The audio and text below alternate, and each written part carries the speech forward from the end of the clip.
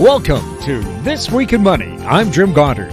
Today, Ross Clark from Charts.Markets.com runs down the major markets. The Dow and S&P again hit record highs. Ross also takes a look at gold and the U.S. and Canadian dollars. He also has a special offer for our listeners. Longtime Vancouver Island-based trader Victor Adair gives us his take on the markets, inflation, China's economy, and whether we're about to slide into a recession. Josef Schachter checks in from Canada's energy capital, Calgary, to talk about energy-related issues and what we could see for the prices of oil and natural gas. He also updates us on his upcoming energy conference. Founder of thetrendletter.com, Martin Straith, answers questions about whether the stock markets will follow their usual seasonal trends, the direction gold is going in, and how we're going to deal with massive government deficits. Martin also has a special offer for you.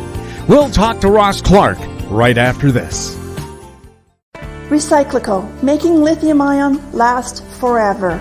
Recyclico's patented recycling process achieves up to 100% recovery of battery metals from lithium-ion batteries for electric vehicles, including cobalt, lithium, nickel, manganese, and aluminum. Recyclico Battery Materials Incorporated trades on the TSX Venture AMY, on the OTCQB AMYZF, and Frankfurt ID4. For more information, visit recyclicode.com or phone us at 778-574-4444. Recyclico, making lithium-ion last forever. Welcome to This Week in Money, the source for market opinions. Here is Jim Goddard. My guest is Ross Clark from Charts.Markets.com, where you'll find insightful market commentary and timely technical analysis. You can find him on X at Charts by Ross. Welcome back to the show. Always a pleasure, Jim. Ross, how were the stock markets this week? Well, it's another one of those all-time highs, whether it is, I guess, anything but the NASDAQ is up there at new highs, S&P, the Dow. We had about a 10-day pause up until the early part, about a week ago, and things like the moving average on the S&P was just kissed. We're watching that 20-day exponential moving average as a support level. When you are in this seasonal period such as now, where you would expect to find a good low from which to get your rally into the year end, if you look back, most years you find a good low, but 20 of the years since 1950, the S&P has been strong into October, like that latter part of September into October. And of those 20 years, all but two of them staged a correction in the latter part of October, early November.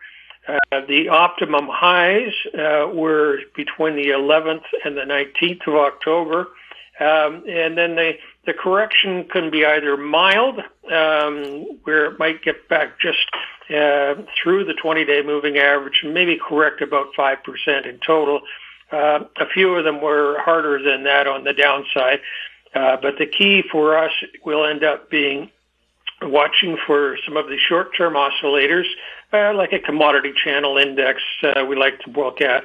And if that one within the next probably 3 to 4 weeks, we get the market to have a minor correction, an oversold condition with one of those oscillators could provide a really good entry opportunity. May not be much of a pullback. I mean, it might be not a lot deeper than we are right now. If we rally through next week, then maybe we're only coming back to here. If we roll over early, we could be down closer to 5650 on the S&P, somewhere around there. But at this point, trendy is up for the seasonal play with hopefully a correction in which to put some additional funds to use. What's happening with gold? Gold, it's had a nice pause here. While the dollar index was staging a really good rally, the gold topped out around 26.70 2 weeks ago, and had a small pullback to about 26.25. That was while the dollar index was just having a fabulous move on the upside. And so for gold to have held as well as it did, is something that you want to read into it. It's important to show how a market reacts relative to other associated items. And in this case, both gold and, to a lesser degree, silver held up reasonably well. On Wednesday, we got some oversold readings on our oscillators. So the reversal on Thursday looked pretty good, and we've got follow-through on Friday. So we're seeing that in the miners as well. If you look at the GDX, the GDXJ, and then over into silver, the SILJ, all those ETFs are pretty good in here. The pullback that we did have into the early part of the week, from my perspective, that low really does need to hold here. We could end up spending some time trying to get a breakout on the upside, but the key will be watching support. When you're in a bull market, it's support that counts more than anything else. Give it time to make new highs, and we'll see if it's capable of doing that in the near term. What's going on with the U.S. and Canadian dollars? U.S. dollar had an exceptionally good move here from the middle of, or I guess the 1st of October. We've gone from, the index was at par and a quarter. We've got up to 103 at this point. And for the dollar index, that's a very good uninterrupted move. We have a sequential 9 as of Thursday, so that's 9 consecutive days with closes above 4 days earlier. Typically, when the dollar manages to move that much in either direction, up or down, it's time for a pause. So at this point, the dollar, which is 102.96 as of the close on Friday, looks as though the 102 area should be a reasonable support. Now, usually we discuss crude oil with Ross, but we're going to drill deep with Josef Schachter later on in the show. Okay. The other currency is the Canadian dollar. And a week ago, we talked about how the dollar was weak relative to the oil market and to the CRB index. When the Canadian dollar does not manage to put in new relative highs in step with those other two items, then that really is indicative of a heavy market. And in this case, the divergence started to occur up around 74 and a quarter. The dollar has dropped by 2 full cents since that divergence was in play. It is a little oversold as of this week, so maybe there's a bit of a bounce coming, but the overall trend in the dollar is down, and until we see something that shows a better rationale for a bottom, rally should be sold, at least in my perspective. Ross, do you have a special offer for our listeners? Sure, 25% off for new annual subscribers, and they can find that on the website at Charts.Markets.com. Ross, thank you so much for being on This Week in Money. Pleasure to be with you, Jim. My guest has been Ross Clark from Charts.Markets.com. Find him on X at Charts by Ross. Coming up, Victor Adair next on This Week in Money. Don't miss out. Stay informed. Receive the HowStreet.com weekly recap with thought-provoking podcasts, radio, and articles delivered to your inbox. Sign up for the HowStreet.com weekly recap on our homepage at HowStreet.com. Always consult your investment professional before making any investment decision. This Week in Money is archived online at talkdigitalnetwork.com. Welcome back. My guest is Victor Adair, recently retired from nearly 50 years of being in the brokerage business in British Columbia, but he's still very active in the markets. He's speaking to us from beautiful Parksville on Vancouver Island. His website, victoradair.ca. Welcome back to This Week in Money. Jim, it's always a pleasure to talk with you. Thank you for having me on.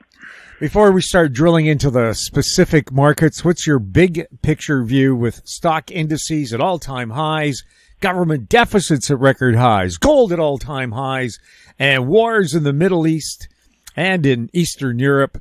Oh, what's going on there, Victor? Well, it's like some days I feel like when I'm trying to, get a grip on what's going on. I think a lot of our listeners will understand playing hockey, and I feel like I'm out on the same ice surface, but I'm the guy that's wearing rubber boots while everybody else has got skates on. It is hard to stay up, but the big picture stuff, I think. We've had inflation that spiked up and it's come down some, and some people are convinced that it's not a problem anymore. Other people, like me, think it probably will be a continuing problem. And the reason I think that is we've kind of had this shift to governments just constantly being in deficit position. They're borrowing more money because they're not getting enough money in taxes, and the deficit gets bigger every year, and that does destroy or certainly weaken the purchasing power of whatever currency that is in that country. And to me, that is sort of the fundamental definition of what's inflation. So, modern monetary theory, as it was called here the past couple of years, was supposed to be fine, that you could print as much as you wanted in your own currency, so long as you didn't have inflation. So, do we have inflation under control or not? I don't know. I think that is probably the $64,000 billion question, depending on how much the currency has been deflated. We will, it seems, continue to have fiscal stimulus. And that is, to me, the number one big picture item behind everything that's going on. Other than certainly, we got wars, as you say, in the Middle East, in Eastern Europe, and markets are reacting to all that. But that's really the big picture, I guess, is that markets somehow try to get a handle on what's going on and price things in. And we often see that, markets go too far in one direction as they're trying to price something in, and then, backpedal from that and then go in a different direction. So those are opportunities for traders, and that's what I try to pay attention to. Try to see, what's moving the market, like why it's moving, whether or not there's scope for it to go some more or not, and then I either get in and go with it or try to go against the trend. So it is, I think, impossible to really know everything that's going on. So there's the old thing about technical analysis. If you can't understand all this stuff, just look at the price action, and I certainly do. Before I buy or sell anything, I've got to look at the charts of that, and that helps me decide if I want to take a chance on something or not. Chinese stock indices began an explosive rally about 3 weeks ago, but now seem to have run into a brick wall. What's happening over there, and why is that important to us? Yeah, I guess the backdrop here is that the Chinese stock market had been trending down for most of this year, and maybe with good reason. There's been something that's happened in China there over the past 25 years where the economy has exploded in size. The real estate market became hugely important, not only for local governments to raise revenue by, say, giving permits to builders, but the people of the country had most of their wealth tied up in real estate. And, of course, there were several celebrated real estate billionaires in China, and I think that created an environment where people thought maybe you couldn't go wrong with real estate, so they bought a lot of it on leverage, and prices went too high, and then the prices came back down, and that hurt developers, it hurt local governments, and it certainly, let's say, hurt the people in terms of maybe their confidence that the thing could carry on or that the government was in control or whatever. So the stock market had been trending lower this year, and I think that was in part a reflection of a slowdown in the domestic economy, certainly the export economy. China was exporting more stuff to the rest of the world than ever because they weren't buying enough of it domestically. And the government realized they had a problem, and so did the central bank. But the central bank's steps to try to address the problem of a slowing economy seemed to be kind of timid. and therefore the market continued to trend lower. That is, the Chinese different stock indices continue to trend lower. A couple of weeks ago, the government kind of stepped up with some proposals to do fiscal stimulus. And you had a combination of things here where the stock market had been going down, and all of a sudden there was maybe a glimmer of hope, and the stock markets started to rally. And the rally then beget more, fueled on itself, as it were. There are certainly short positions from different people, whether it was hedge funds in America or people in China itself. Anyway, the rally fed on itself and just raced to the upside. And then, wouldn't you know it, we had the Golden Week holiday came along. So the domestic markets in China were closed for about a week. And I guess the thought with traders was, when they reopen, what's it going to look like? And the irony here, I guess, is that when the markets reopened, they did scoot a little higher, but then we've had a very sharp reversal this week, as it seems as though the government is not coming through with the fiscal stimulus that they had, let's say, that the market hoped they were going to come with. My takeaway on this is the correlation between the stock market in China and the rest of the world is non-existent. They're just marching to different drummers, and one's not the same as the other in any way, shape, or form. I know the stock market is not nearly as important in China as it is, say, in the Western world, and let's say specifically in America, where it's such a big part of the assets of the people. So, what's the lesson for us here? I think China probably continues to struggle in terms of getting the domestic economy revved up. We've seen this year China has been a leading source of the demand for gold, both from the central bank level and at the personal level, where people probably looked around and thought, man, this is a mess. The things that I've been able to count on before, like real estate, aren't a good investment, so it kind of made sense for people in China to put money into gold. And the Chinese markets seem to have a characteristic where they can really get speculative in a hurry, whether it was the stock market when it was going, or I should say the real estate market when it was really racing to the upside, or more recently, earlier this year, we saw in the Shanghai Futures Exchange just massive speculative buying of gold. So it's a different market over there, but if there's one thing, I guess, that is important to us, is that with liquidity around the world already at record highs, if the Chinese authorities do decide to really stimulate the economy, that liquidity will not stay within China. It will wash over, or get out and be in the rest of the world. So we probably continue to see upward pressure on asset prices. Now, kind of related to the real estate crisis in China, in Vietnam, a property tycoon was sentenced to death for a fraud totaling $27 billion because of failed real estate developments. Trung My Lan said, things just were a downturn, but the government said her fraud amounted to something like 6% of the Vietnamese GDP. And now she's now charged with money laundering as well. Well, I had seen that story out of the corner of my eye, but I didn't realize it was that big. Yeah. There you go. You got to be careful what you buy. Now, now, of course, in some countries, when you commit a commercial crime, you face criminal penalties. In Canada and the U.S., the bank gets a big fine, probably equivalent to what they make in 3 or 4 minutes. And then off they go, and they continue the same practices.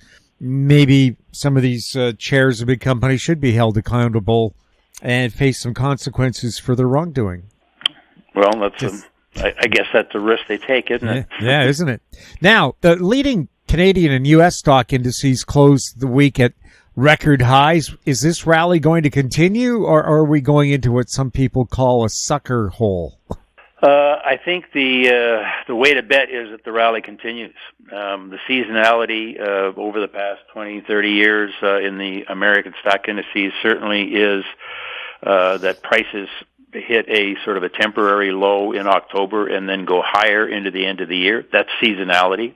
The fact that there is so much liquidity in the market would say, yes, they should probably go higher because They do. The momentum, it's a momentum market.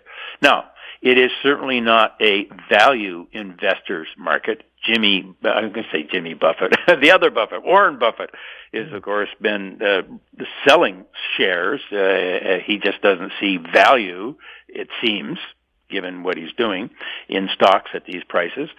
The forward earning expectations for the S&P 500 are off the charts strong, and the PE multiples are really high. So in those classic metrics, the market is very expensive here.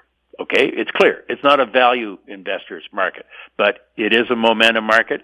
If you had to get in the stock market either as a bull or a bear, I would think the chances are you're going to do better off if you're a buyer. Now, it doesn't mean that there's not going to be opportunities for the bears, and I can be bearish in this market real easy, but answering your question, it's more likely to go up than down from here. Why is gold at record highs, and will it keep going higher? Gold is at record highs. Why is it there? Well, certainly we've seen a lot of buying from the central banks, and notably Russia and China. And Russia and China are the two top gold producers in the world as well. So maybe a lot of the gold they're buying is from their domestic mines. But people, and while I'm on that, we've had in the futures market, the stats that I look at, speculators have never been this bullish, or haven't owned this much gold before, and they own it on a lot of leverage. So, it's been goosed up, and it's also been a momentum market. But I think there is clearly an understanding in the world that gold is a classic asset, a store of wealth and all that kind of thing, and it's been going up. So, yeah, I think that's why money has been, their capital has flowed into the gold market. There's worries out there. And now, you're buying gold at all-time highs. There's a lot of people out there that own it on leverage. If, for some reason, there was some bearish news for the gold market, it could have a substantial correction. You've got to know that. And then, people that buy some physical gold just to have it shouldn't be checking the gold price every day or every week. That's not why you own the gold. You have a much longer time frame. Traders, are going to have a different view on the importance of fluctuations, I guess.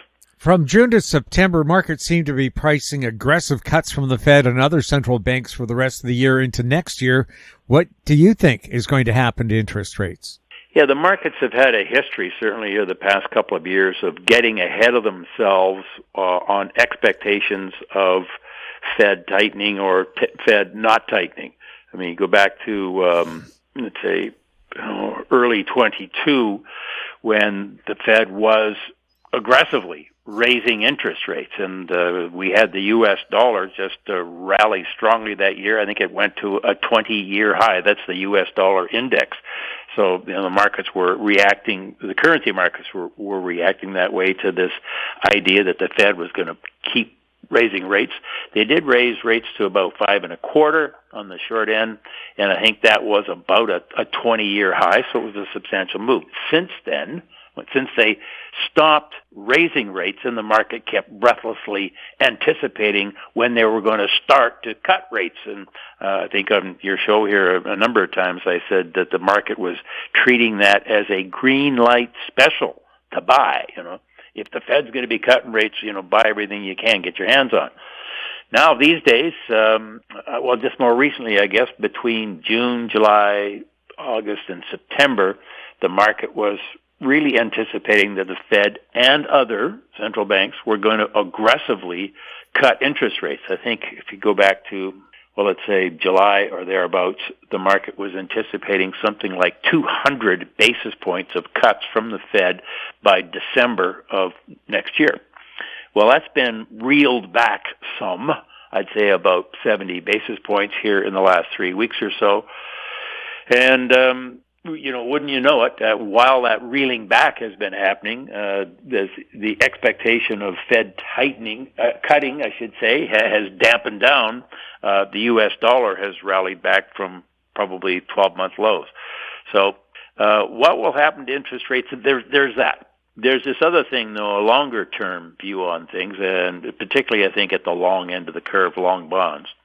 If indeed governments are going to continue to go deeper and deeper into debt, issue more debt, run deficits, the bond market at some point, you'd think, would have a bit of a hissy fit, and we would see bond yields go higher, maybe a lot higher. So we might get, instead of a flat curve, like right now, we're virtually the same interest rate, right about 4% for short-term money, that's like 2 years, and 10 years. So it's the flat curve. And if the bond market gets a case of the being skeptical, then I think we'll see the long-term interest rates get much higher. So, that's the classic thing is it depends on your time horizon as to what's going to happen. It would seem that part of the reason that the market has reeled back a bit here the last 3 weeks or so is that the economic data, both in the States and in Canada, this week the employment data in Canada was much stronger than anticipated, that, we're not close to a recession. If anything, maybe the economy is just going to chug along just fine. So on a longer term view, I think there is a risk with deficit spending and so on that bond yields are going to go a lot higher. You've often told us that interest rates can have a significant impact on the currency markets. What do you see there? Well, yeah, just as I was just saying, with the U.S. dollar, I think, got to about a 1 year, the U.S. dollar index got to about a 1 year low at the end of September, and then it turned and went higher. And I think that turn was exactly tied to the shift that happened in the interest rate market, that the Fed was not going to be as aggressive with cuts as the market had expected earlier this summer. I've seen something here with the Canadian dollar, for instance.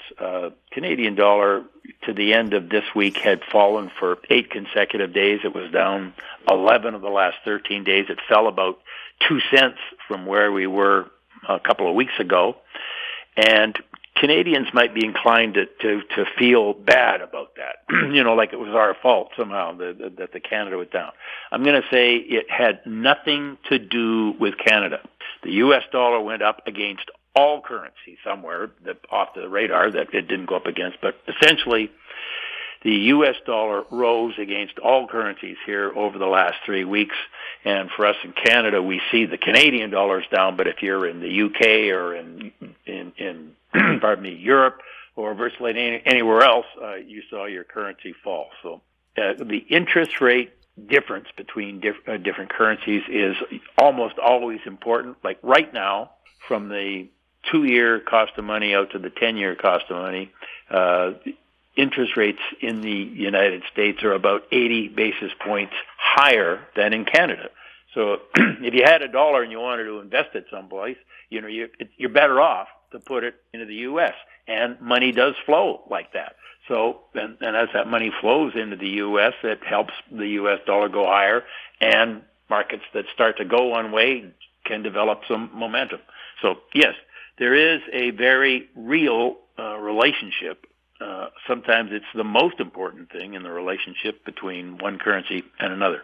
Back in April, when markets were worried that Israel and Iran would get into an all-out war, WTI oil prices rallied above $87. A few weeks ago, they were $65. Since then, they've rallied back above $78. What's your thoughts on the oil market? Is it a slippery slope?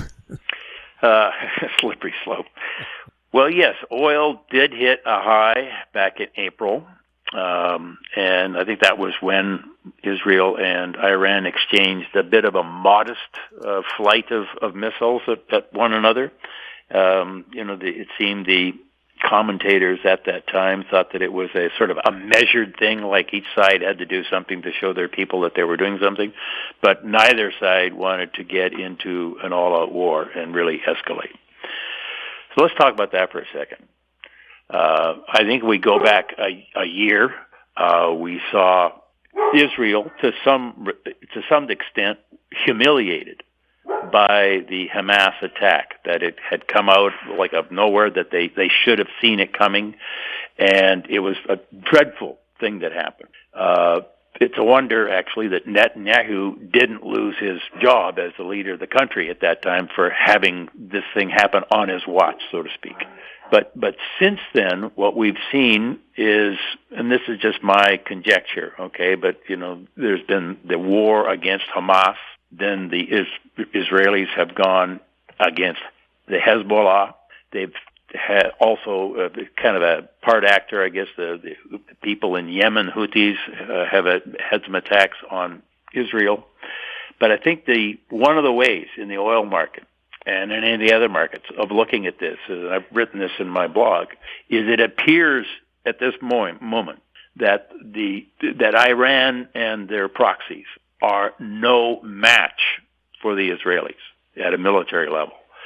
And that may be hearsay to some people, and they think don't know what I'm talking about, and I'm fine with that. This is a way I'm looking at it, because I am puzzled really as to say why crude isn't at $100 a barrel if there is a real fear of an escalating geopolitical crisis, a war in the Middle East. And a war in the Middle East might look like not just Israel and attacking Iran. I mean, it seems that the Iranians could, let's say, attack the Saudis, the oil production from there, as a threat to the United States of, don't let Israel do this. So maybe, if there has been like an arm wrestling contest and there has been a clear winner determined, instead of the fight going on, maybe there's some kind of a truce, let's call it that. So that may be why we're not above $87 now like we were back in April, in terms of everybody scared to death that there's going to be a war in the Middle East that will effectively reduce the ability of the Middle East to export oil to the rest of the world, and therefore, oil prices will be $200 a barrel or something. I wonder, that's all, that the rationale for why there would be a war in the Middle East maybe isn't there, and maybe other people think that same way, and that's why we have oil not at 100 or higher per barrel. The world's also not dependent on Middle East oil like it used to be in the 60s, 70s, 80s, and 90s. The U.S. exports oil now. Canada's an unlimited resource. There's the North Sea oil fields. Those didn't exist, 40 years ago. Exactly. That's exactly where I was going to go. There's that geopolitical side of things, and then there's supply side of things. And OPEC is not as powerful a player as they were, say, in the mid-'70s when, people were lined up a mile to get into a gas station in North America. So, there's always changes in markets, but certainly with the oil market here, it's a free market. You can see it, and the price of oil has jumped here the past couple of weeks, that's for sure. But I think part of that jumping was there was short covering. The market had been trending down, and we've had something spark the prices to run up a bit. So, Jimmy, I'm afraid I might be wandering here. Where do we go from here on oil? I think there is still some chance that a wider conflict in the Mideast would drive prices higher. But the oil market's usually pretty good at seeing what's coming, and maybe they're discounting that. And then, yes, we do have other sources of supply in the world, other sources of energy that are coming on. Certainly some people aren't as dependent upon fossil fuels as they might have been before. And then China, we've talked about this, the economy over there is softer. So there's a whole number of pieces on the board, I guess, moving pieces as to why we are where we are. But I think that geopolitical stress thing may have been overplayed.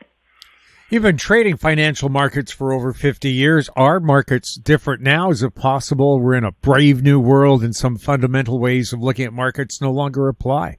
Well, yes, I guess there is that. So here's a thought. To try to answer that. Let's say we just accept as a premise that we can't afford to have a recession now.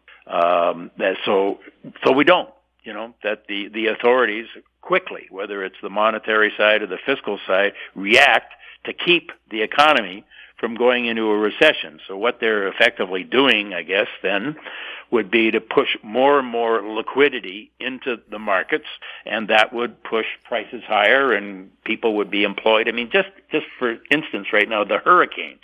The hurricanes have caused devastating damage. Here we've had 2 major hurricanes within a couple of weeks of each other.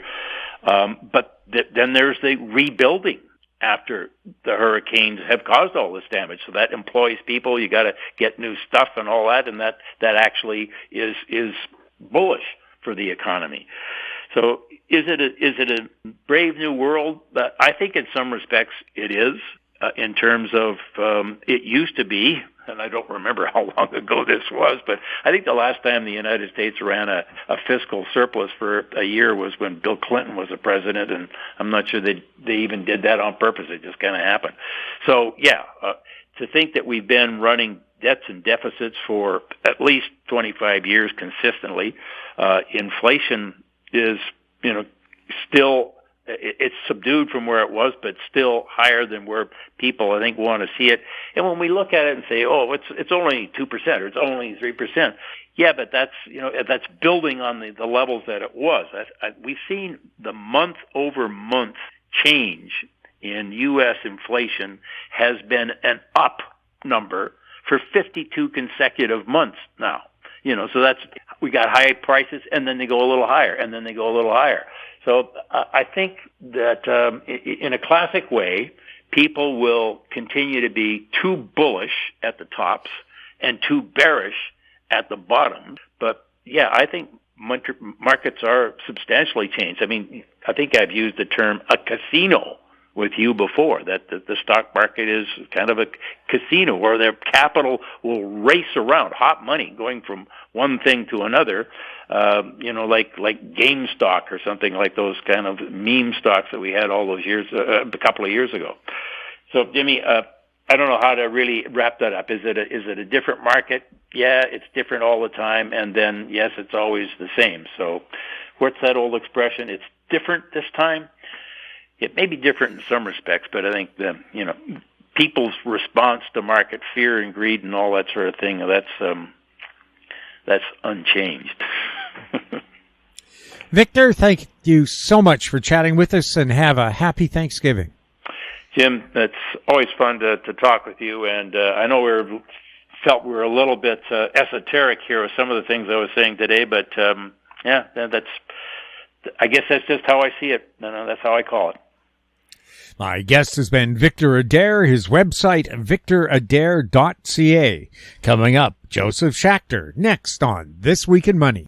Recyclico, making lithium-ion last forever.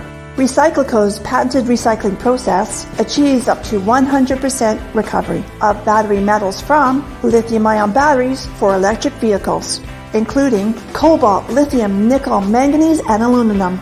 Recyclico Battery Materials Incorporated trades on the TSX Venture AMY, on the OTCQB AMYZF, and Frankfurt ID4. For more information, visit recyclico.com or phone us at 778-574-4444. Recyclico, making lithium-ion last forever. This Week in Money is archived online at talkdigitalnetwork.com. Welcome back. I'm speaking with Josef Schachter, founder of the Schachter.Energy Report online at Schachter.EnergyReport.ca. He's speaking to us from Calgary. Welcome back to This Week in Money, and happy Canadian Thanksgiving. Same to you.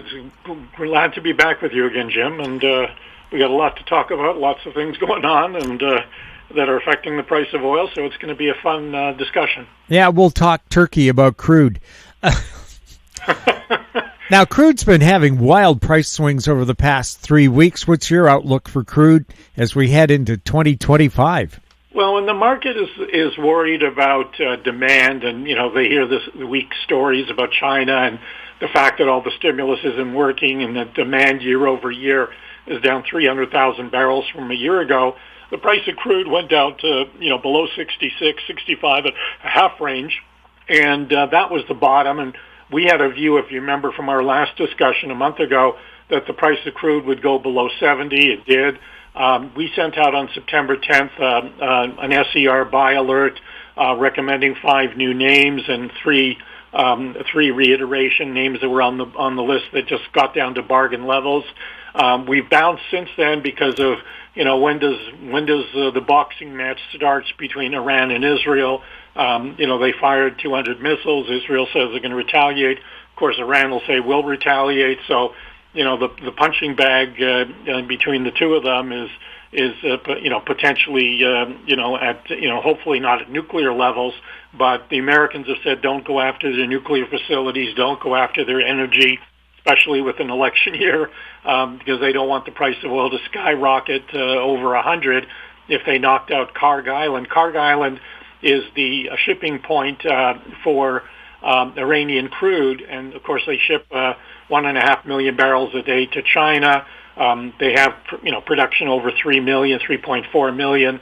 So Karg Island is an important 90% of their exports go from it. So if the Israelis attacked it and damaged it severely to knock it out for any length of time, that would be a spike up in oil until Saudi Arabia and UAE and Kuwait, which have extra capacity, until they ramped up and brought on enough oil. So it would be a quick spike, but it would be a spike. On the other hand, if things cool down and we don't see any escalation, then the price of crude could back off below 70. Fundamentally, it should go below 70. The war premium right now, today the price of oil is $75.50, $75.56 the close today. So we're looking at probably $7-8 of war premium. That can spike up a lot if there's any severe damage to the energy capacity of Iran. On the other hand, if Israel just retaliates against the IRGC and goes after military targets, then the price of oil will back off after the market settles down, realizing that it's a non-economic outcome. And of course, then Iran does something, has the Houthis send a few missiles at Aqaba or Eilat, and who knows what'll happen. But we're in the eye of a storm. We've got the election issues coming here.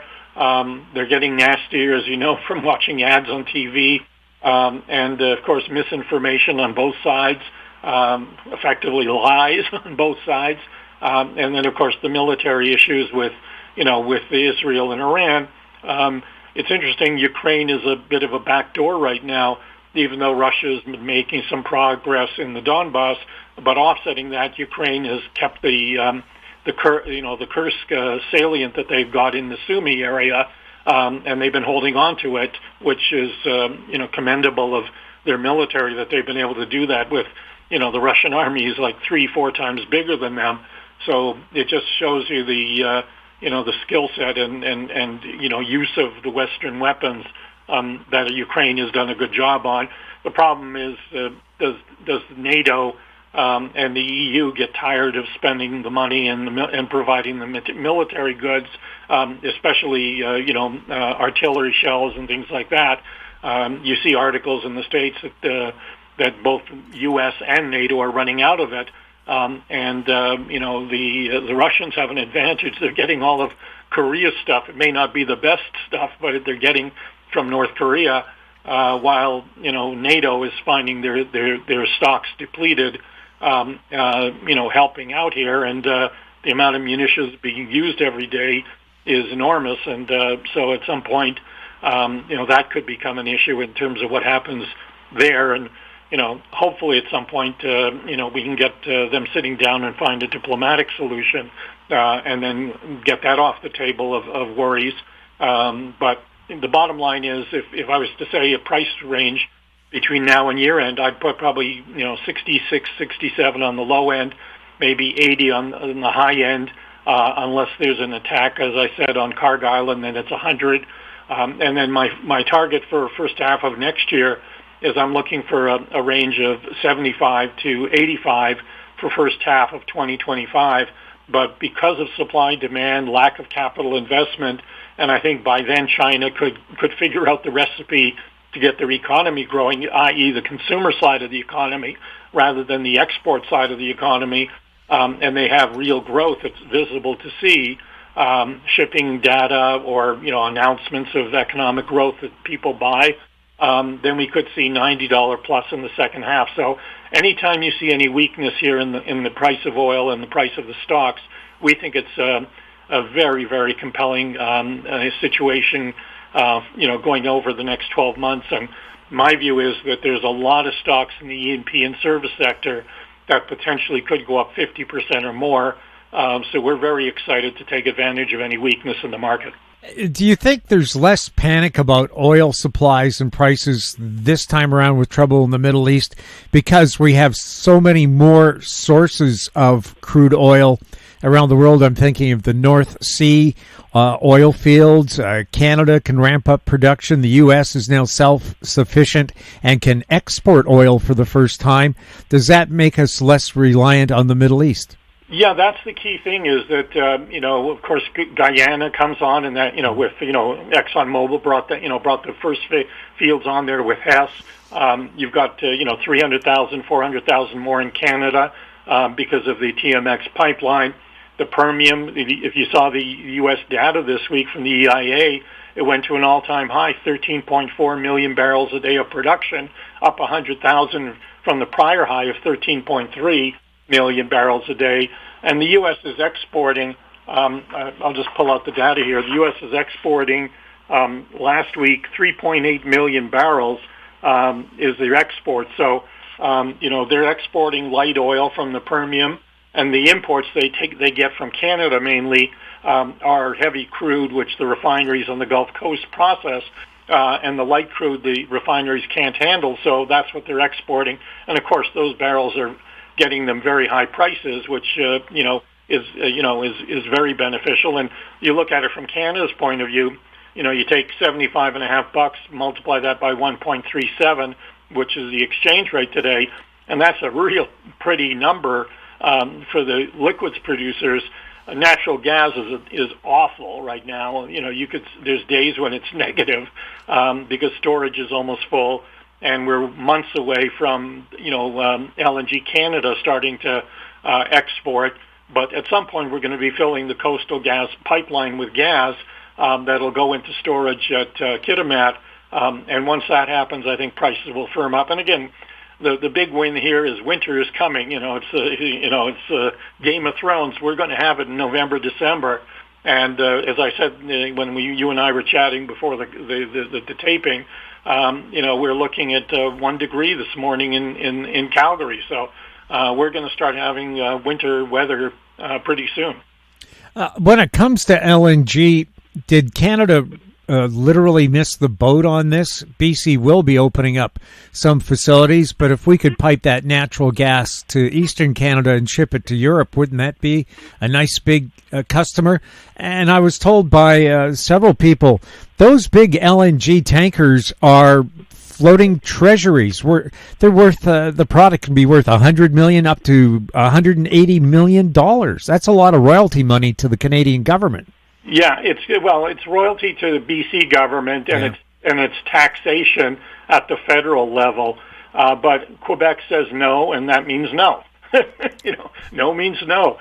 And so unless Quebec changes their mind, the big thing is how fast and how speedy the number of projects in BC going forward. The First Nations mostly are in favor. You have an election that's going to tell the tale. Does the NDP say we're going to go at, stall speed, or does a change in government say we're going to go at, second or third gear? So it's, the election next week is very important to the prospects for the natural gas sector in BC, which means Northeast BC. It could go from, slow speed or to a much more aggressive posture with much more drilling, much more new natural gas coming on, much more jobs, much more tax revenue, for the government. And of course, as production ramps up, of course, more royalty revenue to the province for them to do, cover the bills for, the day-to-day government expenditures on behalf of the people of BC. Yeah, Carol Taylor, when she was the finance minister of British Columbia, told me she had nightmares concerning the price of natural gas. She said, Jim, if the price just goes up 1 cent or goes down 1 cent, it means millions to the provincial treasury.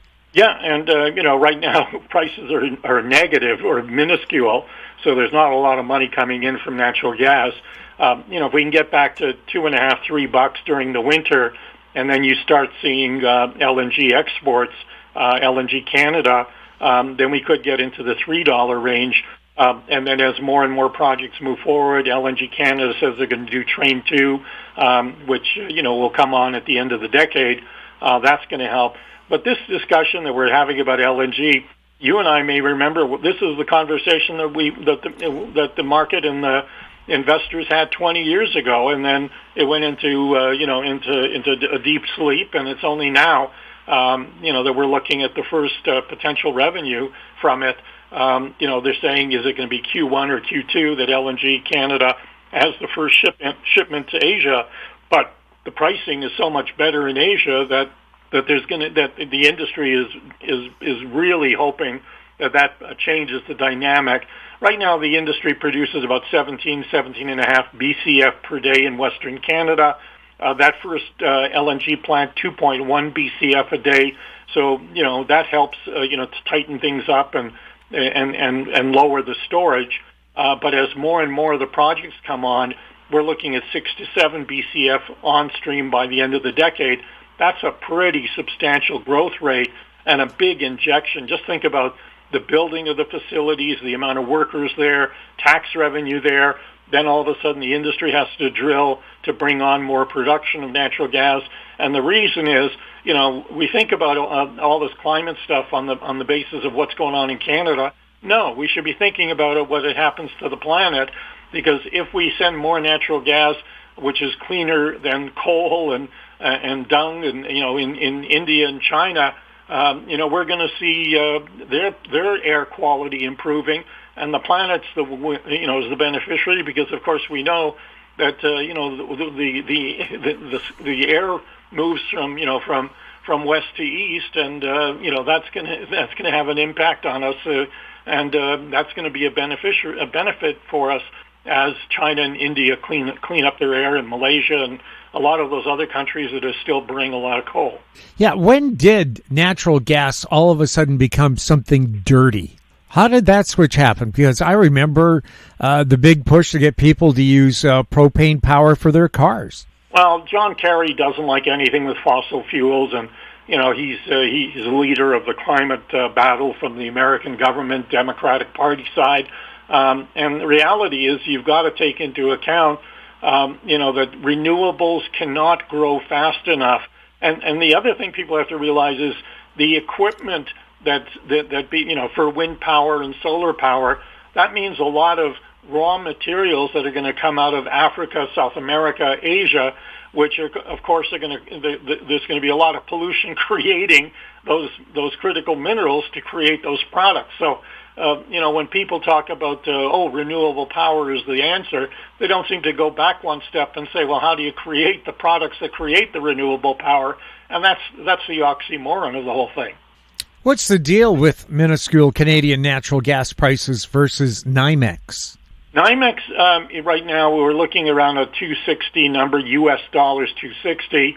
Historically, we would trade at the same price, but in Canadian dollars. So that 1.37 markup would be the transportation and the difference in supply and demand. But because Canadian storage is full and we don't have winter here yet, where demand is greater than the day-to-day supply, and we start eating into the storage levels, which are near record highs, for this time of year, we got to wait for that, winters to start hitting, the weather in, Saskatchewan, Alberta, and BC. And of course, the demand for electricity is at the highest we've seen. And there were a number of days when during the summer when air conditioning demand was pretty small, was strong, and the power was at the limit of capacity.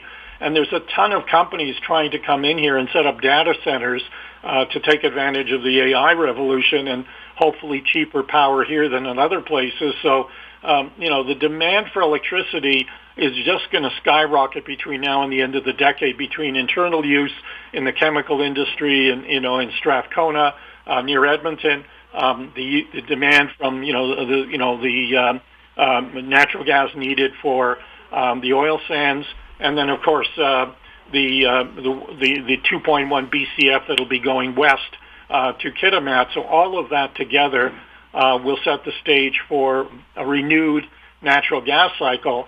And right now, a lot of the companies, fortunately put on hedges during the good days so they can survive these, this quarter, maybe 1 or 2 quarters in 2025. And of course, if they have liquids component, they're making out really well there, so they can afford to hang in there. But you're seeing a lot of announcements that companies that have dry gas are shutting that in. And so if we have enough of that dry gas shut in, that will help things even maybe turn the pricing more advantageous, maybe, November, December versus the bearish view that it might be into Q2 of next year. What's the health of the Alberta oil patch like? Well, it's a tale of two cities. If you're an oil producer, these are great times. You've seen CNQ go to an all-time high. You saw them buy out, Chevron, and build up, a bigger CNQ, raise their dividend because of it, and now they'll use their cash flow to pay down the debt from that acquisition. Even conventional oil players or even heavy oil players in the Clearwater, all of them are doing very, very well. The TMX, is taking oil west, and of course Enbridge has lines going south. So does South Bow, the spin-off from TC Energy. So the takeaway capacity for oil is there. There's even a surplus at this point of takeaway, so the industry can grow into that takeaway. And once that's filled, then at that point, rail will become a more important part until more pipe is built or more compression added so you can move more volumes. But so the oil side of the industry is great. If you're a natural gas producer and you don't have liquids, it's tough. And if you're a dry gas producer, those guys are hurting the most because they don't have the liquids to generate the revenues they need to cover G&A and op costs, and you're seeing production being shut in. Some of them have balance sheet issues. Will be interesting to start watching the results. Starting around November 1st, we start getting the results for Q3 2024 results, and I think you're going to see comparisons with Q3 of 2023, where they're going to be negative comparisons for a lot of companies. I think refining and marketing revenue profitability will be less. Natural gas is going to be a problem. So when you compare the quarter to quarter, year over year, I think we're not going to see as robust numbers as last year. And that, I think, will give us part of the reason why I see a bit of a pullback here. And the other thing is tax loss selling. If people made a lot of money in the AI stocks, technology stocks, Canada, States, and they take those profits, they're going to want to shelter that with any losses they have on their books. And of course, if you look at the natural gas quotes and some of the oil quotes, they're down from where they were at the highs of the year, which was April of 2024. So people might trigger those losses and then use that against their gains. So I think there's going to be another great buying opportunity sometime between let's say mid-November through mid-December, which historically has been tax loss selling season. Has the Trans Mountain Pipeline helped keep Vancouver gasoline prices under control? Although they're still the highest in North America, they're reasonable compared to September 2022 when it was $2.67 a liter or $10.68 a Canadian gallon. Yeah, the issue is the taxes that have gone on by the federal government, the carbon taxes plus the provincial taxes. So gasoline and is a good generator of tax revenue for governments. Their view is that, the wealthy are the ones who are doing more of the driving, and lower income people probably are using more public transit. And so they think it's a great revenue source, and it's and it has been, and then of course the Feds are going at it too. So you know that of course Poilievre wants to scrap the carbon taxes. So we'll see. At some point in 2025, we're going to have an election, and we'll see how the Canadian voters decide how they want Canada to move forward. Well, most Canadians get a federal government carbon tax rebate, but we don't get that in British Columbia because it's a provincial tax. And to qualify for the rebate here, you basically have to live in a shopping cart. Well, I won't go near that one, but it's just the way it is in BC. An income of, I don't know, $18,000 a year, something like that. Yeah, I'll leave that. I'll leave you to be on the soapbox. Well, we have a provincial election just around the corner here. Yeah, next week, big week. Yes, and speaking of something big just around the corner, your energy conference. What can you tell us about it? Well, we've been doing this, this is our 5th year of doing it, and individual investors don't really get a lot of access to the management of companies. AGMs used to be in person, and now they're virtual, so you don't get time to listen to management and talk to them afterwards. We with our subscriber product on covering 37 companies, we thought as an addition, have the conference so individual investors can come. We have over 600 people signed up. I think we'll end up over 700 people coming to the event. And we have, as I said, 40 companies presenting. And from the company's point of view, they don't get face time with individual investors anymore. Most of their IR efforts, investor relation efforts, are towards the institutional market. And so we're really the only game in town for companies of, small to the most largest. Tourmaline is coming. They're the biggest of the natural gas liquids companies and natural gas, and we have Strathcona, 200,000 BOEs a day, the biggest of the oily companies presenting. So we've got a nice mix of companies, both in the service sector and also in the energy industry of tomorrow. We have a couple lithium companies, a couple of companies doing battery inputs, uranium company, renewable companies. So we've got a nice mix of companies for people to come and see. We have 9 rooms with presentations, 5 sessions.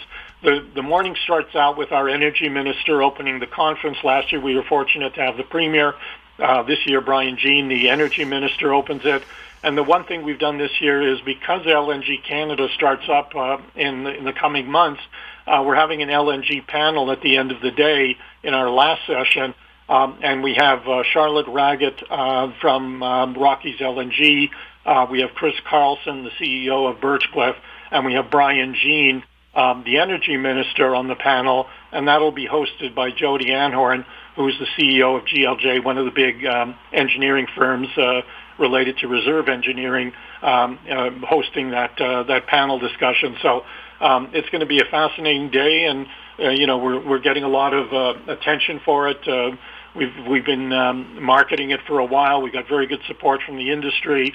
So it's it just grows and grows, and people just love it. And it's a lot of hard work for the team here to do their running the operational side and making sure everything's going to come smoothly with the event planner and our team here. And from my point of view is I have really 2 jobs. One, helping to find the right companies to come to present, and then the other thing is I do a major presentation after Brian Jean speaks, so I get to do my stand on my soapbox and do my song and dance for 43 minutes. Joseph, before we slide out the door here, what are your thoughts on the stock markets? I'm cautious on the general market. It's been day after day of going to new highs. It's narrower and narrower. And optimism by retail is really strong, but we've seen a lot of insiders, selling. Everything from Nvidia's CEO selling to Dell, Michael Dell from selling his stock, and the one that's really something that investors should be watching is Warren Buffett. And he announced today that he took his Bank of America position below 10%, so he's no longer reporting, to the SEC when he makes moves. And he's built up the biggest cash position he's ever had in the company, Berkshire Hathaway. So people who are knowledgeable, who've been around for long cycles in the business, are all in the cautious camp. And from my point of view, is if there's a general market correction at the same time as tax loss selling, energy stocks will come down because of the general market pressure.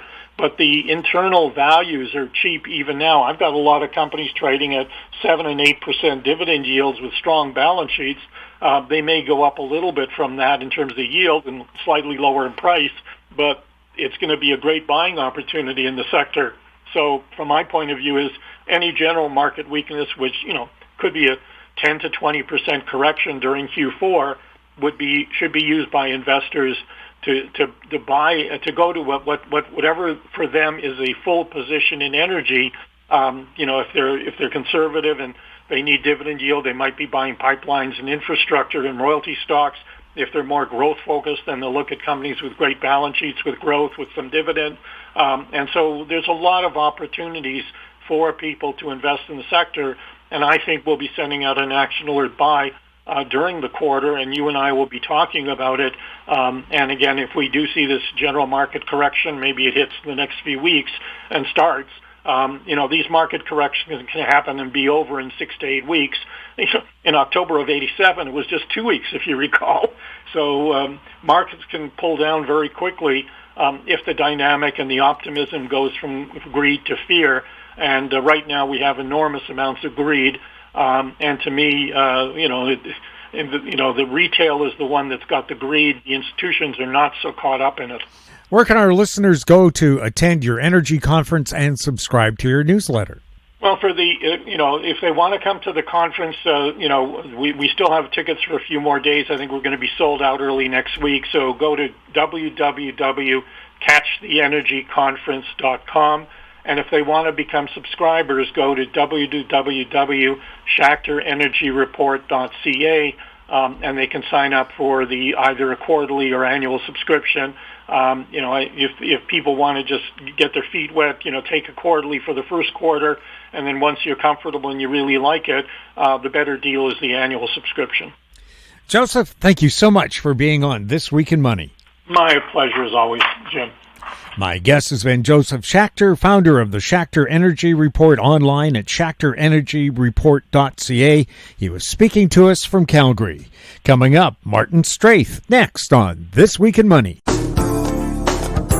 Don't miss out. Stay informed. Receive the HowStreet.com weekly recap with thought-provoking podcasts, radio, and articles delivered to your inbox. Sign up for the HowStreet.com weekly recap on our homepage at HowStreet.com. This Week in Money is archived online at TalkDigitalNetwork.com. Welcome back. My guest is Martin Straith, founder of Trend News online at thetrendletter.com. He's speaking to us from Coquitlam, BC, which is just east of Vancouver. Welcome back to This Week in Money. My pleasure, Jim, as always. Thanks for having me on. The stock markets have been making new highs. What do you see ahead for the stock markets? Well, Jim, there's that old market saying, in a bull market, all surprises are to the upside. Based on seasonality, this is supposed to be the weakest part of the year. So, October often represents these great buying opportunities, where you usually get these market lows in mid-October, and then we typically get a nice run into year-end. But this year, seasonality has not really played out that well. So, August supposed to be a weak month. It was up, almost 9%. And like I said, mid-September to mid-October is supposed to be the worst period. It's the start of October was pretty flat, but this last week's been much stronger. So then typically from, mid-October to mid-December, that's the strongest period for the S&P 500.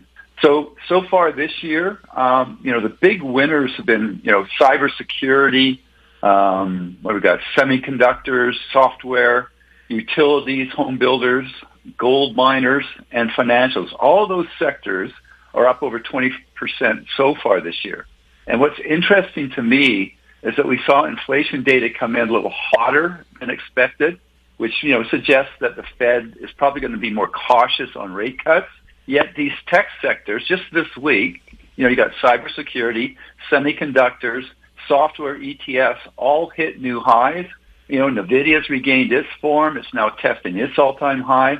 So, that's the sectors that supposedly, that wants low interest rates. And here we have, this inflationary kind of data coming out, and yet these guys all hit new all-time highs. So, it's tough to be very bearish when we're seeing the tech sectors roaring to new highs right now. Now these moves are getting overbought here, and but we do see some troubling geopolitical events that could trigger a correction here. Obviously Israel, Iran. Now that we got Iran directly in the war, NATO potentially giving Ukraine the okay to use those long-range NATO missiles to attack deep into Russia.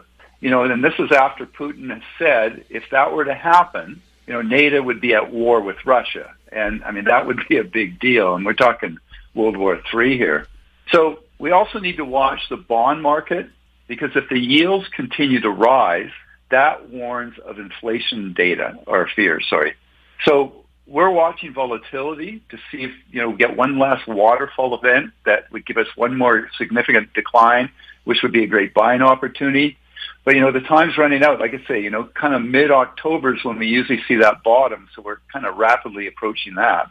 So also we want to see the VIX Volatility Index.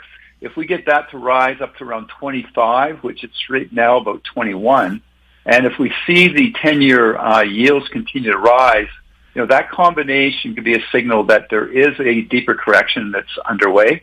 But, really for now, the trend is decidedly up. We have an insurance play in our trend letter portfolio. We've got a buy stop position. And if we do see a quick trend change, then that would kick in. But again, for now, the trend is up. Things to support to watch. 20-day moving average, about 57.20. The 50 days, about 55.84. The 100's about 55.15. So, for investors, keep an eye on those support levels. But, right now we're heading into the strongest period for the S&P. So unless we see that correction in the next week or so, the trend is really looking higher for stock prices. Back in February when gold was $2,000, you said you expected it would hit $3,000 within a year. Is that still your target? Yeah, well, gold's had quite a run this year. It's up about, 28%, I think, year to date. It's been struggling to start October, but it's rebounded nicely this week. It's up almost, what are we at here? Just about $35 today. Seasonality suggests that we are starting to get into a strong period for gold. So from here right into December. Now, gold mining stocks have done really well. The gold miner ETF, that's GDX, is up 40%. The juniors, so that's GDXJ, that's up almost 45% so far. Now, several reasons for gold's ascent. Geopolitical concerns, as we talked about there, Israel, Iran, Ukraine, Russia. You got the BRIC countries that are wanting to, do that gold-backed currency to reduce reliance on the U.S. dollar. Globally, we've got governments that are in real fiscal problems, huge debt problems in the U.S., Canada, and most developed countries. We got U.S. debt, over $35 trillion. Their interest payments are $1 trillion annually. Debts are inflationary. And that reduces the purchasing power of currencies, which is really key. We've also got Russia. When it invaded Ukraine, the West blocked Russia from using the SWIFT transfer system, and they confiscated Russian assets. So, of course, that sent that message to all those other countries that don't like the West. So you're talking China, Russia, Iran, etc. So what have they been doing? They've been loading up on gold. And, China, we've talked about this before. They were the second largest foreign holders of U.S. debt behind Japan, meaning they are the second largest holder of U.S. bonds. But over the last few years, China's sold over $360 billion of U.S. bonds. And what are they doing? They're buying gold. So now if we look at seasonality for gold, October to December, typically, again, as I said, strong period. Now, we got the U.S. dollar rallying. Gold's been challenged here recently, although, like I said, it's up about $35 today. even with that strong U.S. dollar. So that's all good, bullish news for gold. A pullback here would be another good buying opportunity for gold. One thing that's really interesting, I just saw it now. We all know that Costco started selling gold bars back in August 2023. I just saw a report this morning that since that time, so since August 2023, Costco sold $200 million of gold bars per month. So interesting stuff. And now what they're doing is they're starting to sell 1 ounce bars of platinum as well. So in the bigger picture, yes, I do certainly think gold's going to go over 3,000 in the next little while. And, if it does, that would be a great buying opportunity, and we'd be looking for to jump in some more stocks on a pullback. What do you see ahead for crude oil? Well, lots of things going on there. We've got rumors about, of course, Israel going to attack the Iranian refineries. There's talk of Iran wanting to shut down the Straith of Hormuz. That's a critical shipping channel where, 20%, I think, of the world's oil gets transported. So shutting that down would be a major hit to oil supplies. But, one thing I was just reading, over the last 5 decades, Iran's made this threat multiple times, but they've never actually shut it down. So we got these two things out there, though, and if either of those or both of those were to happen, then obviously oil prices would rise dramatically. Short term, on the bullish side, so looking at higher prices, we continue to have the tensions in the Middle East, especially, like I say, now that Iran's directly involved. And we've got, the Ukraine-Russia thing, again, with the NATO. If they approve those long-range missiles, then Russia and NATO would be at war. Like I say, that's frightening to think about. And just today I saw reports that the North Korean troops have been seen deployed in Russia, assisting Russian forces. So, things are starting to get a little dicey out there. Now, also, clearly, we're in hurricane season. We all seen what's been going on down in Florida. And now with that, almost 30% of all the offshore drilling has been shut down this week. Now, if we look at the short-term bearish side, so looking at what could happen for lower prices, we've got weakening economies, many developed countries, so Canada for sure, Japan, most of Europe, and even the U.S. is slowing down. We know that China's been struggling. Now, although the government has been initiating some large stimulus programs here. We also have OPEC Plus, which is scheduled. They say that they're going to start unwinding their $2.2 million barrel per day production cuts in October. So that would certainly add to the supply. So short term, we do expect oil prices to struggle a bit, probably drop below 70 again. But that's if we do not see an escalation in the Middle East. And that's kind of hard to imagine right now that we don't see some tensions rising. So far, that would be the look. Now, if you're looking longer term, demand-wise, we see growing demand. Emerging countries, 1 billion people in the world don't have electricity.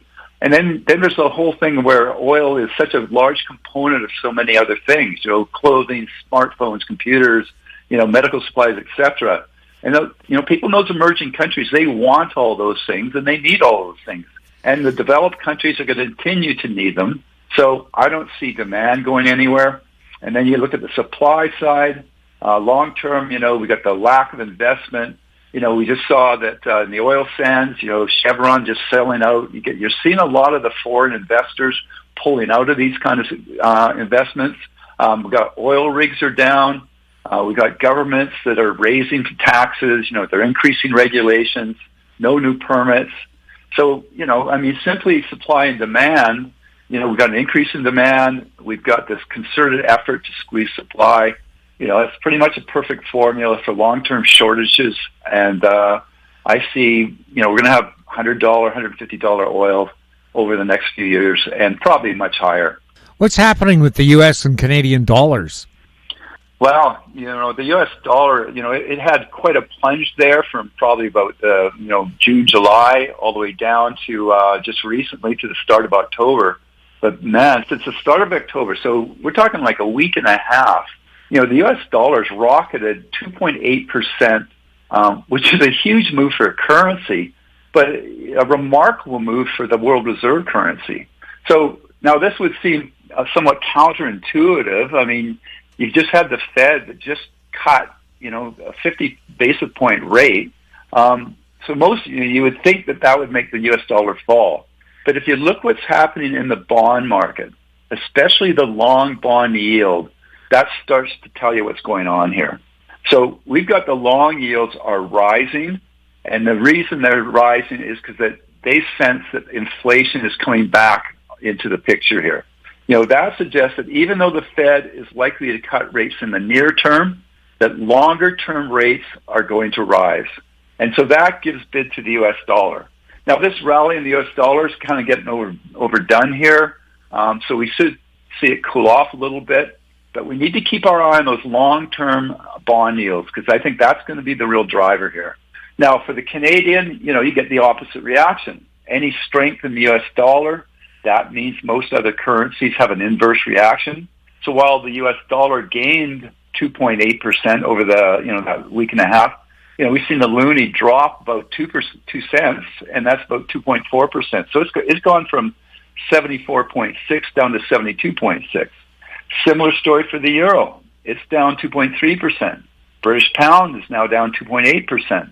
And then if we look at the yen, I mean, that's wild. It rose, 14% from July to mid-September, and now it's down almost 6% in just the last few weeks. So interesting stuff.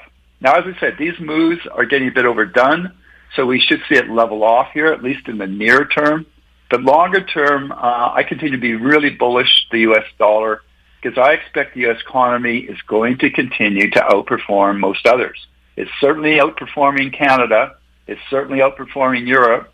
It's certainly outperforming Japan, and it's outperforming pretty much every other country. So, there's going to be dips and rises here and there, but I just really think that people that say that the dollar is done, I think they're really missing the boat here. The Fed says they're not worried about inflation. They're now more focused on employment. The U.S. CPI came out on Thursday. It was down to 2.4% from 2.5%. Do you think the Fed has solved the inflation issue? Well, as I said, we're talking about the yields here. So I just say, September CPI was up 2.4% year over year, 2.5% down from August, but it's still higher than expected. Now, today, we just got the producer price index data, and that's showing the 6-month core PPI is up 3.4%. When prices rise for producers, they're going to pass those costs on to the consumer. That's inflationary. So every month, we see these stats get revised, and today we just saw several of those prior month-to-month changes. They were revised substantially higher. So while inflation is slowing down, it is still rising. So it's rising, but just not at the same pace. And we need to remember that inflation accumulates. So from 2021 to 2023, inflation in the U.S. was up about 16.5%. But when you hear that inflation's up another 2.4% this year, well, that's 2.4 on top of the 16.5. So now we're talking about 19% over, a little over 3 years. So inflation is being very stubborn, and certainly in items like food, housing, and energy. And this will continue to be a problem for most consumers. People can put off buying a new car or a new TV and new toys here, but it's pretty hard to cut back on food, shelter, and energy. And one of the problems with inflation is that it feeds on itself. Once we saw prices starting to rise, right after COVID, it kind of creates this kind of catch-up mantra, where workers see that their purchasing power is diminishing, so they want and they fight for higher wages. And we're seeing that. I mean, look at we've seen just recently in these large wage gains by some of the big unions in the U.S. We saw the U.S.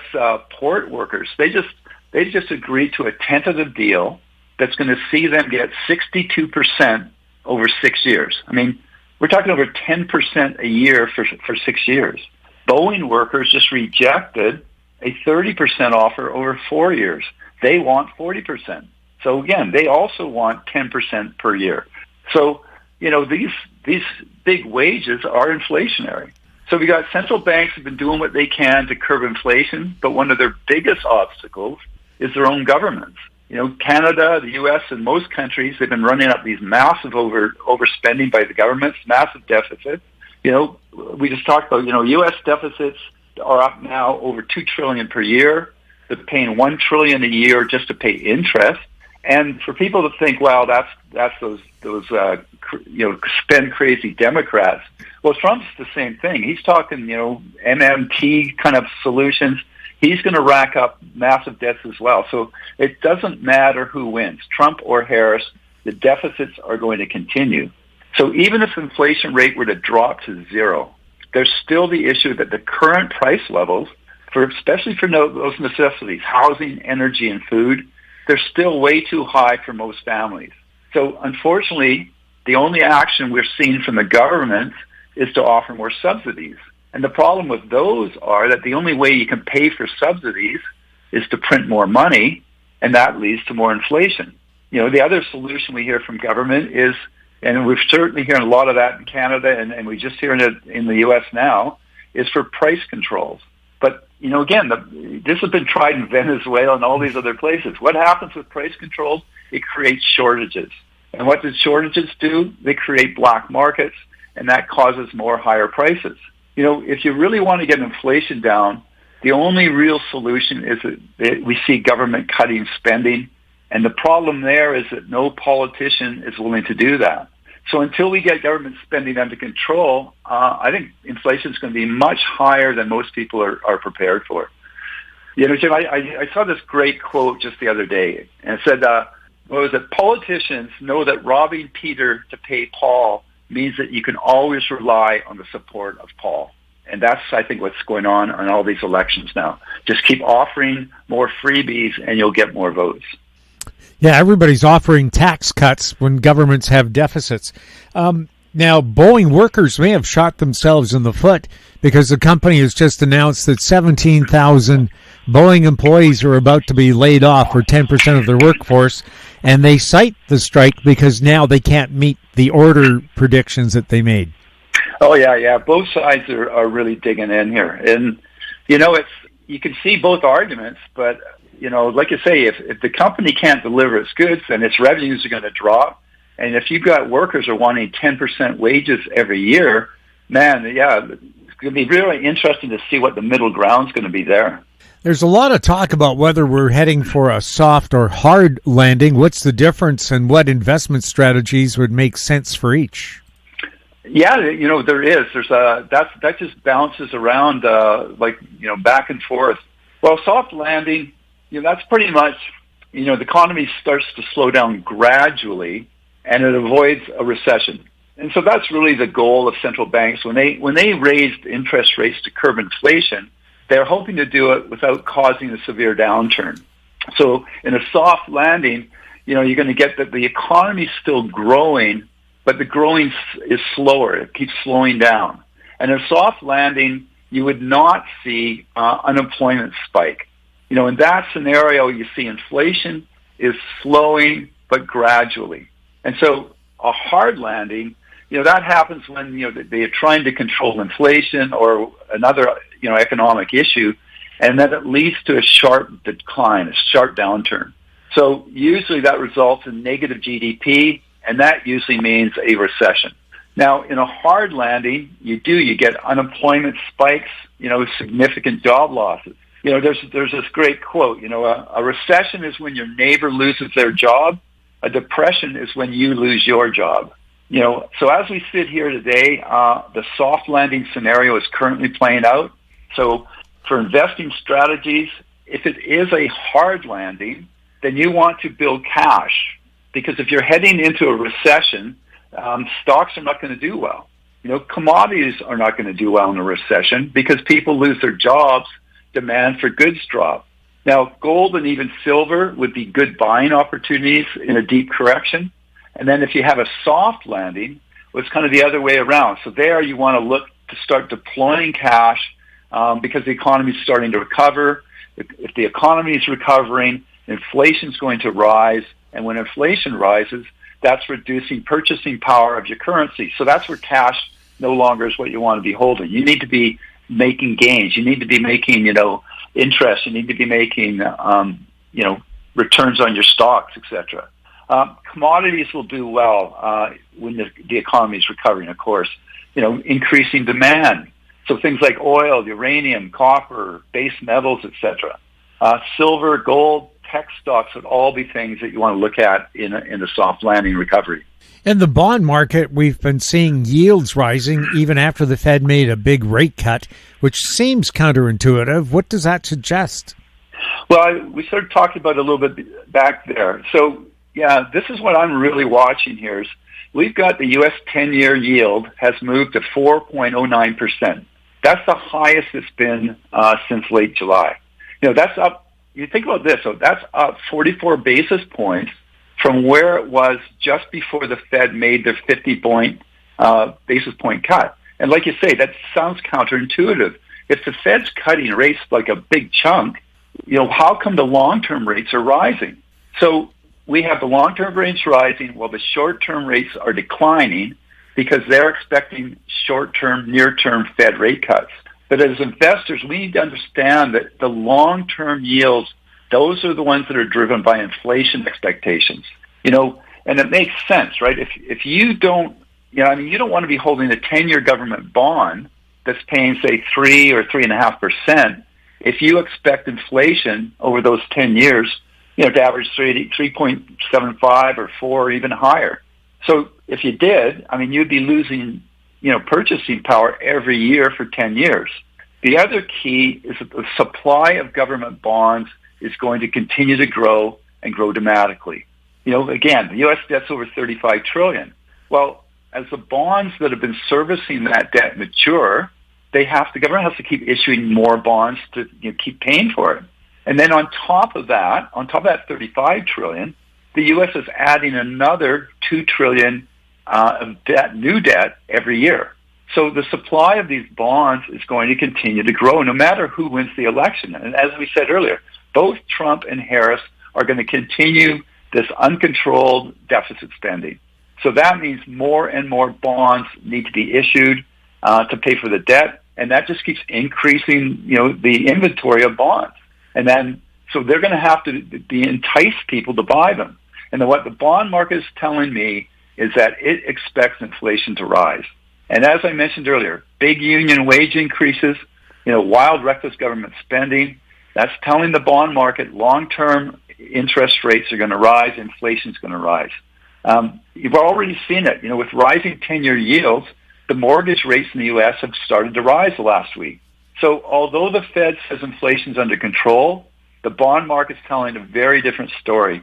It's worried about inflation long-term. The Chinese stock market had a big rally last week on expectations of a big stimulus program. What's your take on the Chinese economy?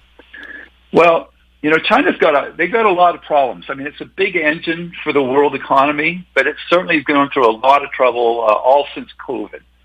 I think most people are pretty aware that China has some serious real estate problems. In real estate in China, that makes up, about 25% of their GDP. So we saw major developers, we saw Evergrande and we saw, what's the other one, Country Garden. Yep. Yeah, it defaulted on, substantial debts. So they've got significant corporate and local government debt.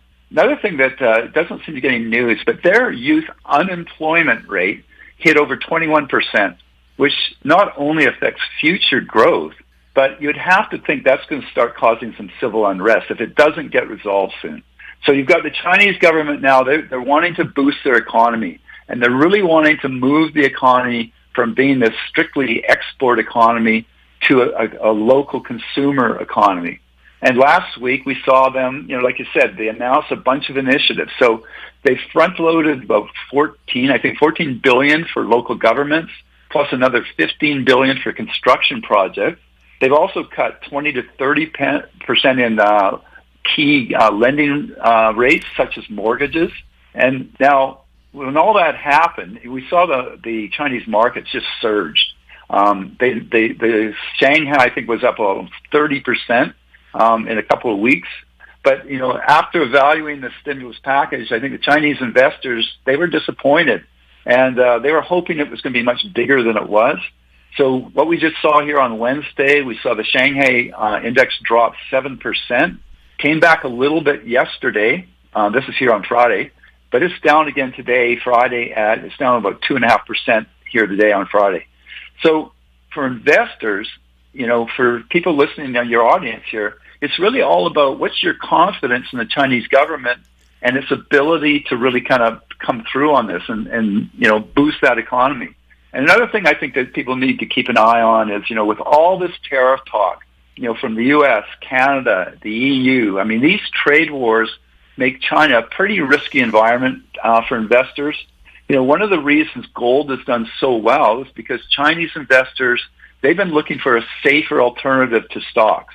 So, for your listeners, anybody that's thinking about investing in Chinese stocks, just be sure to only allocate high-risk capital, capital that you can afford to lose.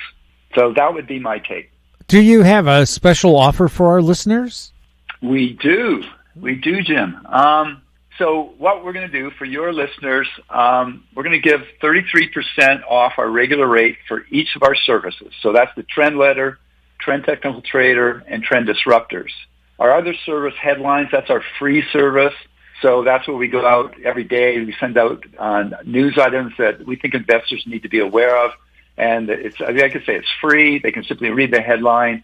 And if they want more detail, they just click on each link and they can read the article. But for the paid services, 33% off. You can just go to our homepage at The Trend Letter. So that's all one word, thetrendletter.com. And then I will put up your logo, the House Street logo.